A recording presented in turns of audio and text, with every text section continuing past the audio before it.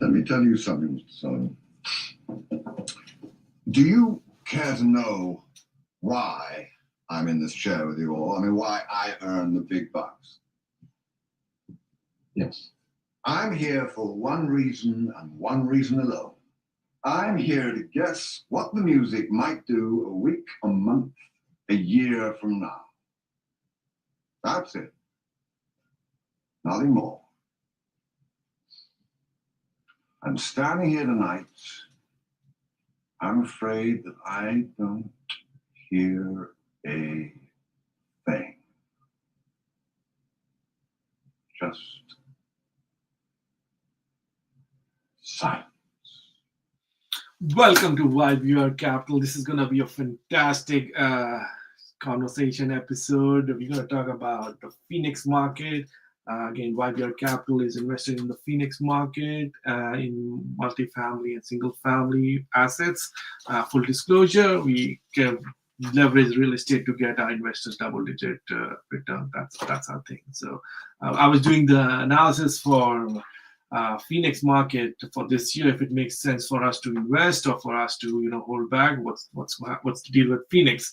And I was watching this podcast as part of my research, and this is where this investor is quitting, and this is the topic of the conversation of this chat is what are we seeing in Phoenix? Is Phoenix going to crash? And I'm going to have to give you my executive summary at the end, but I just want to walk you through stuff that, if you ever wondered what, and this is interesting, I've taken again, what's the whole thing? I'm showing it to, I'm giving fair use credit to wealthy investor. They're the one who did the interview with Kevin. So who is Kevin? Kevin is a young entrepreneur, kid, cool guy who went to Phoenix 4 years back and was doing real estate deal, buying real estate as much as he can to grow his portfolio. That's what everybody was taught back then. And you quit your job in 4 years, and you'll see the reality set in of real estate. Real estate is a tough business. It is not easy, and there's no get rich quick scheme. He debunks a lot of gurus out there, and debunks the myth that's been propagated that hey, you can quit your job in 2-3 years or whatever.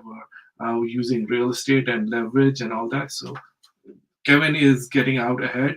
And the way it works is the smartest guy in the room, the ones that were in the intro, they're already out. They've sold it to Kevin. Kevin is going to dump it on somebody else. And after that, if they dump it on somebody else, or they'll be holding the bag, the music has stopped.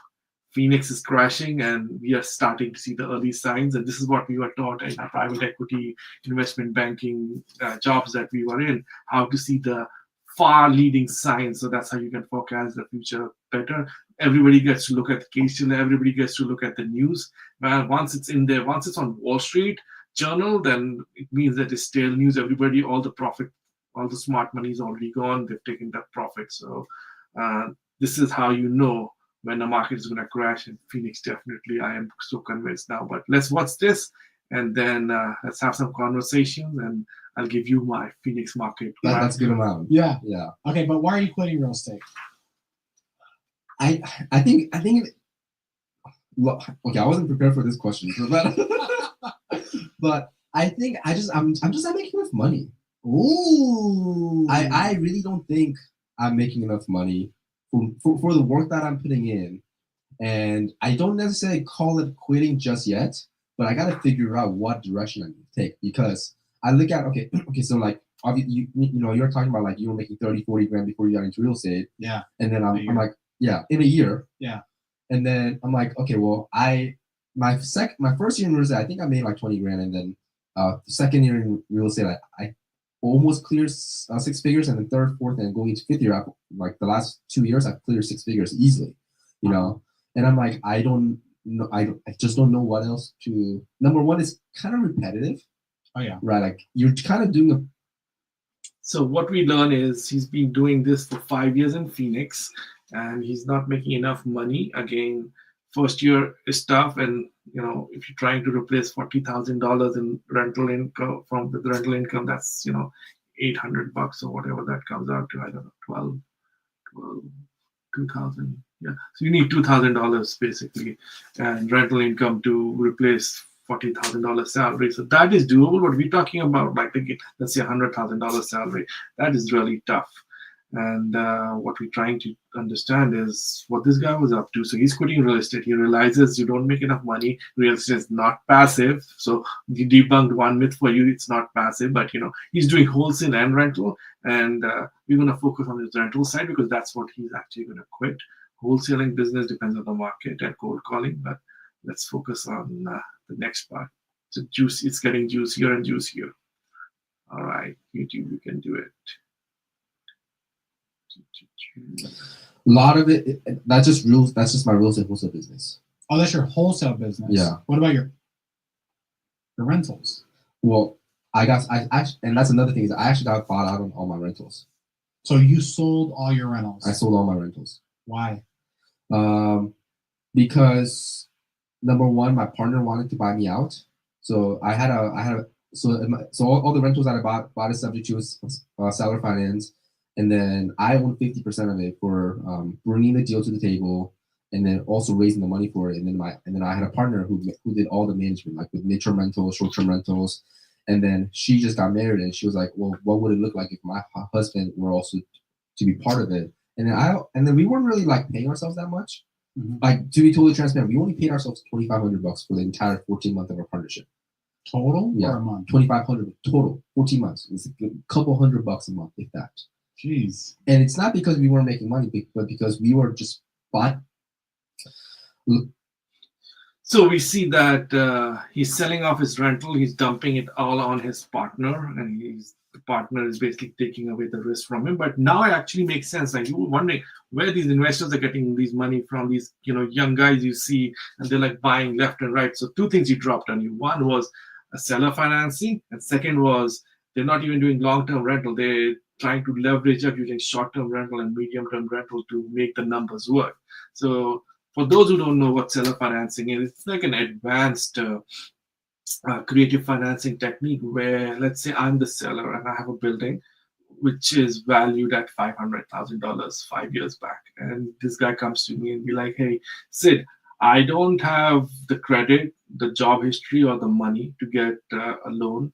DSCR will not work because, the price you're going to ask me is going to be much different from the price that's going to make sense for the rent to support.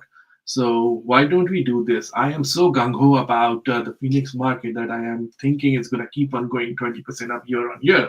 So I will you give me the 90% of the loan. So, and the remaining 10% I guess." So I'm like, okay, well, if this guy is so desperate, then let's give him a deal.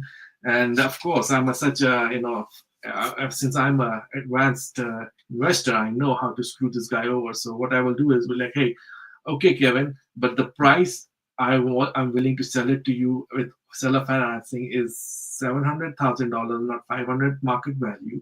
And Kevin is all like, "Give me the terms that cash flows the deal, and I'll do it." So okay, I'm like, okay, so I'm gonna give me 10% down, or let's keep it simple. So you give me $100,000 down, and the $600,000 remaining, I will give you a loan for amortized over 30 years, but due in 5 years. So what that means is that $600,000 will be amortized over 30 years at an interest rate me and Kevin agree on.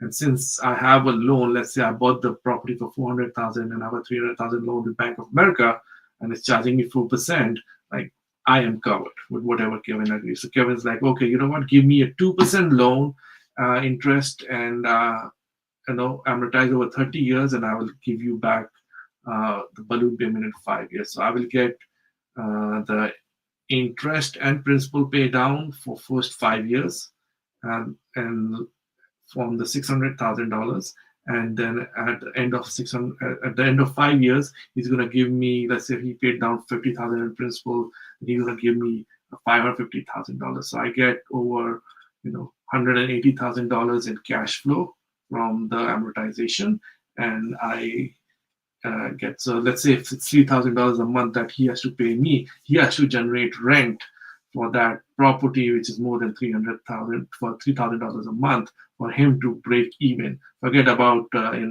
the upgrades, forget about the reserves, which they don't keep any. It's living on a prayer. So that's why the cash is so tough to get on rentals. And this guy is like, like it's amazing. He's doing seller financing, borrowing the remaining of the money, and doing midterm and short term for this deal to work. So there is no way from a value point of view that inherently the price that he has just paid the seller, and that is the mark to market now for 700,000 for that light property, which other investors now want. But it's not based on something that is sustainable. It is based on hope that price keeps on appreciating. So in 5 years, that 700,000 he paid becomes 900,000, and that's his exit plan, which as you can see is not working out. Jeez. And it's not because we weren't making money, but because we were just buying so many in such a short period of time, so that like all the reserves we were just going back into going to real estate to stabilize all the houses. So like I'm like, if like it's gonna be forever until I actually see a significant amount of profit from this. Yeah. Right, because we also leverage a lot of debt. Like right, so like if it was a seller finance with 10% down, like, we get 90% financing from the seller, but then we also borrow the 10% from the other from like other lenders that we had. Yeah. So like we not only did we have a lot of mortgages, but we also had a lot of private money loans that even though we were cash flowing a lot, in order for us to pay all of that off, especially the private money loans, like 800 grand in private money loans, it's going to be at least 8 to 10 years. Damn. And that's before we pay off the mortgage. So yeah, I think so. This is what I've learned. Jeez. So here's the harsh reality of rentals. It is a long-term game, and if you think you can quit your job in 2 years buying 2 duplexes or listening to these gurus out there, Kevin is giving it to you hard. He's spent 5 years of his life, skipped on college, did this, learned amazing skill. He's gonna be a super rock star in his next part, and he's getting out of this unscathed. This guy's lucky, smart. Yeah, I like him, and I'm gonna follow him and see how he's gonna turn out. But I have good hopes for him. I've seen these young guys when we were analysts, we were like him. So he's using his creativity and intelligence for himself, which is the best thing possible. We all go through the process, get jobs, and then learn. But so he dropped a lot of amazing stuff here, and that's why long-term rentals is a tough proposition. It's not an easy, quick, rich get scheme, which people hear on YouTube show that hey, it's so easy to become rich. Like you can buy 5 rentals and be done, or 10 rentals and be done. It takes time. You have to manage it. You have to do it. You have to be committed to it. I do it because I love real estate. I love investing. So, but like I'm just trying to tell you, this is not a get rich easy quick scheme.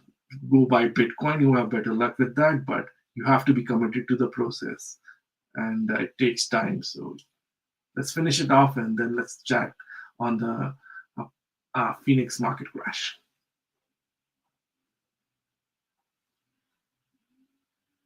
Make way more money from coaching oh, for sure. than they do from their actual rental portfolio. Yeah. I know I get so many multifamily guys that try to come on this podcast that they make tons of money from coaching, and they make literally nothing from their actual properties. The multifamily or the single families? The multifamily. Really? Yeah. So a lot of the multifamily guys that come on here, like I ask them, how I'm always like, how much do you net? How much do you net? Yeah.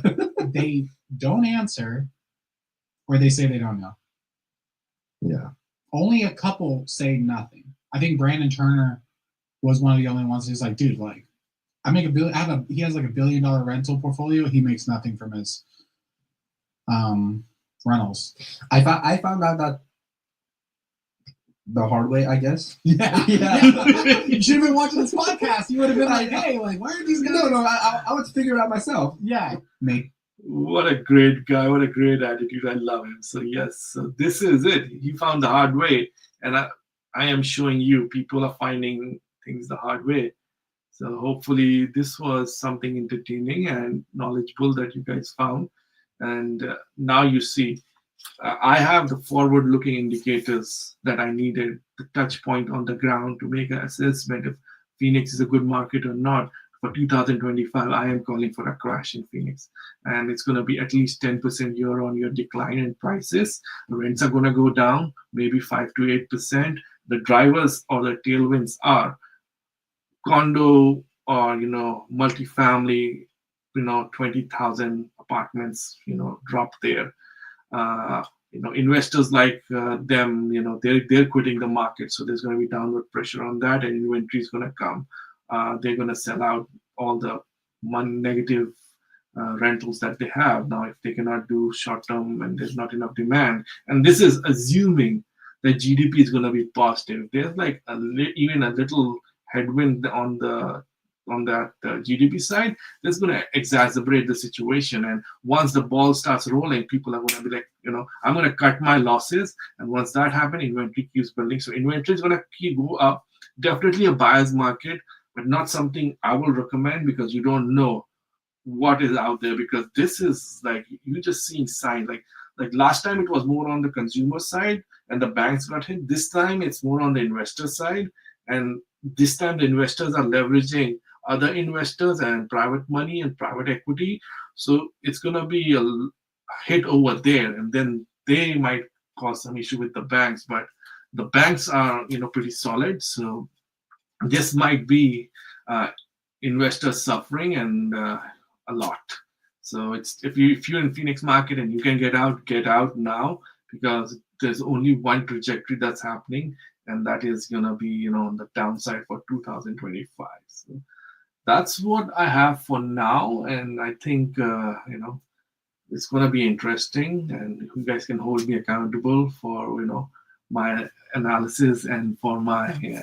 I'll do a numbers analysis too on the Phoenix market, but I wanted to show everybody has access to the numbers. It is like this is the kind of analysis, this is the kind of on the ground information you need to derive in order to be achieve alpha and be an amazing investor. So in stock market it's a little more faster, but even the same principles apply in real estate. You have to be the first, you have to be the fastest, and you have to be the smartest in order to get the best deals. Now it actually makes sense how people are willing to buy a duplex that for $300,000, which can only rent out for $2,000 a month. Like it made no sense. Like just ballparking it, there's no way you can make money. But now these guys are, we're doing seller financing, so that brings our monthly payment down, and we got the favorable terms, and we don't have the money, but we just borrow the remaining 10%, so we 100% leverage. This is a bad situation. And then in trying to squeeze more yield, you're going to do midterm and short term, and long term rental is the basis of the market, which reverts back to that level. So the rents are out of whack, the pro forma is out of whack, the underwriting is out of whack, and the whole house of cards could collapse. And it's going to start in 2025. So it's already started 2024. And inventory is going to be higher than this year. So Phoenix, stay out of it. That's my humble opinion. I'm staying out of it. I'll do a proper presentation just to convince me and my, the way I look at things. And then after that, we'll look at Indy. All right. Have a great evening, afternoon, morning, whatever time you're watching this. Thank you for coming to YBR Capital. YBR Capital, we leverage real estate to achieve our investors' double-digit returns. That's our thing. So talk to you soon. Take care. Bye.